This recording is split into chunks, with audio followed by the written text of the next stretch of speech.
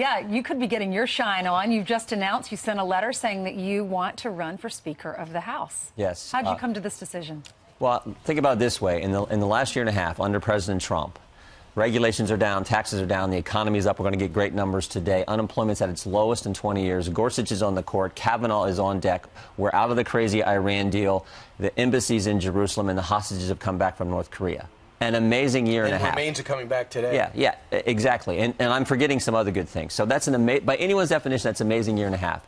But think about Congress. What has Congress done? We've certainly helped with the taxes. But all those other things that we told the American people we would accomplish, repeal and we replace. haven't. Repeal Obamacare, reform welfare, build the border security wall, and fix our immigration system and control spending. We haven't done that. So I think this is real simple. I always say this. We make the job of being a member of Congress way too difficult. It's really basic. What did you tell the voters you were going to do? Let's do that. And we haven't done enough of that. We need to do more of that and help President Trump make America great again and do the things that we said. Well, let's talk about some things in the news this past week. 11 members of the House Freedom Caucus signed articles of impeachment. Went into the House yesterday. They pretty much decided, you know what, we're not going to go forward with that. I understand, apparently behind the scenes, the Department of Justice, when they got that squeeze, suddenly said, you know what, we are going to produce more documents, which is what you wanted to do in the first place. Exactly. But why did you y'all take that tack? All we've done is file it, so it's still there. It's sent to the Judiciary Committee. It can be brought up at any time.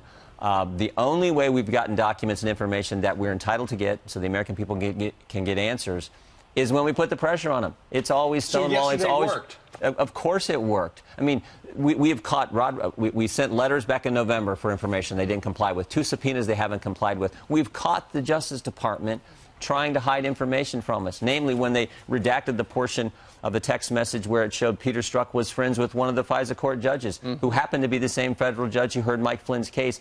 And we know Rod Rosenstein, Fox News reported this, Catherine Herridge and Greg Jarrett. We know Rod Rosenstein threatened staff members on the House Intelligence Committee when they were trying to do their job to get answers. So that's the history. We have to continue to push or we're not going to get the information. Why does the Intelligence Committee, the investigative committee on the Senate side, say that we didn't need to impeach Rod Rosenstein? It didn't have the same push that you did to get all these documents. Why is that? Have you talked to the Senate side? You'd have to ask them. All I know is 2 days ago when we had a meeting with the Department of Justice folks, Dana Bonte, FBI counsel, said at the start of the meeting, because the first question from Mr. Goodlatte was, why wouldn't Peter Strzok answer some of our questions in that hearing?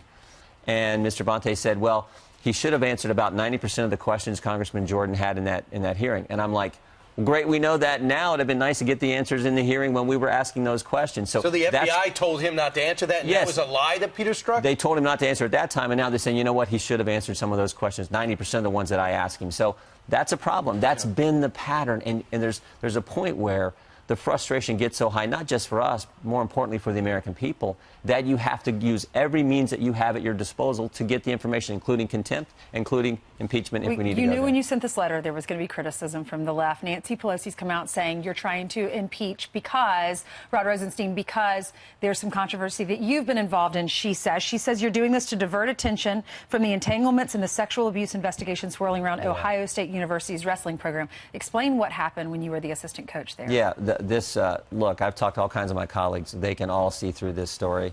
This is something that supposedly happened 30 years ago. If there, in fact, was abuse, then we want people to get justice and the truth to come out. But there were hundreds of coaches, hundreds of administrators in that time period. No one ever reported any. Certainly no one reported it to me if they had. There was no reason for you not to deal with it if you knew about it. You're student athletes. You want the best for them. You want them ready to compete and be able to win. So if there was some problem, I would have definitely reported. There was a doctor on the team, a doctor that was supervising all of the wrestlers. 14 different Division I. Congressman, and he killed himself. Why did your name come up now? Well, I mean, come on. It's like you're one of the assistant coaches, and you're probably, I guess, the most high-profile individual today. So it draws attention to what they're trying to do. The guy who's making the most noise is a guy who's got a criminal background. The other guy has been in prison for 18 months. Why are they trying?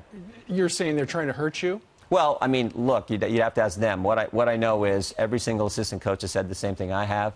All kinds of wrestlers have come forward and said the same thing I have. And the reason they've done that, the reason they've said that is because it's the truth. Right. And all my colleagues see through this story, so we're focused on doing what we told the American people we're going to do and making Congress work so we can continue to help the president accomplish good things. We don't know a lot what Robert Mueller is doing, and they don't get that many leaks out, but one came out yesterday that the Mueller group is looking into the president's tweets and how it might coincide with some of the president's interviews with Comey and company, and how it might maybe look like collusion or coercion. Well, they're looking into everything, but one thing they're not finding is any type of coordination, any type of collusion between the Trump campaign and Russia, which is... Does it show they're getting closer, or does it show they're desperate? Who knows? Who knows? What we know is this whole thing started with a dossier that was not credible, that we found out in the Strzok hearing just a couple weeks ago. This is the first time that the FBI admitted this, that they were getting parts of the dossier from Bruce Orr, top official at the Justice Department, who, oh, by the way, his wife worked for Fusion, who was being paid by the Clinton campaign. Now, you cannot, that is what is so bad about this. The fact that a top-ranking justice official whose wife is working for the Democrat-paid opposition research firm is giving information to the FBI, and that becomes the basis that you take to the FISA court to start this whole affair. And when you go to the court, you don't tell the court who paid for it, and you don't tell the court that the guy who wrote the darn thing, Christopher Steele, was out leaking information to the press. That is as wrong as it gets, and yet now we're looking at tweets the president did, and somehow that's a problem. This is crazy. Right. I got to ask you something about being Speaker. We know you're the Freedom Caucus very conservative, but if you're going to be a successful Speaker, you have to get people in your own party, maybe even, dare I say, the other party, who don't necessarily have the same doctrine and belief as you. They might be the so-called moderates of the Tuesday group. How do you do that? I think you look at process. I mean, right now, there's just a handful of people at the top who make all the decisions. And that's not fair to the 435 members of the Congress, not fair to the 240 members of the Republican Conference. We all represent 750,000 people. And when you got a couple people at the top making all the decisions, and they're basically telling other members, just wait your turn, maybe someday we'll let you keep voting with us, keep raising money for us, and maybe someday we'll let you be subcommittee chair of some committee. That is not how the place is supposed to work. There are members from all across this country, this diverse, great nation of ours, who want to weigh in and represent the families and the people back home that they get the privilege of serving. Let's let them get involved. For example, 9 committee chairmanships open up next year. 9 committee chair. I don't think a few people at the top should decide who chairs those committees. Why not let the people on the committee who have the expertise, the talent, and the experience to say, this is the person who is best enabled, best capable of leading this committee to get accomplished the policies that we all campaigned on, that we all told the American people we would do. Are you still getting shadow banned, by the way? We were there a couple days ago. I think they fixed it. But it's interesting. Matt Gaetz, Mark Meadows, Devin Nunes, Jim Jordan. How does the algorithm, Steve, how does the algorithm just... Did they put those 4 names in the algorithm? I mean, this is crazy.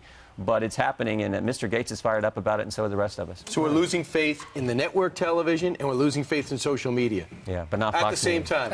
I don't think so. But not Fox All right, News. he would like to be the next Speaker of the House. He's Jim Jordan from the great state of Ohio. Sir, thank you very much. Great to see All you. the best. Thanks for coming on. Thank you.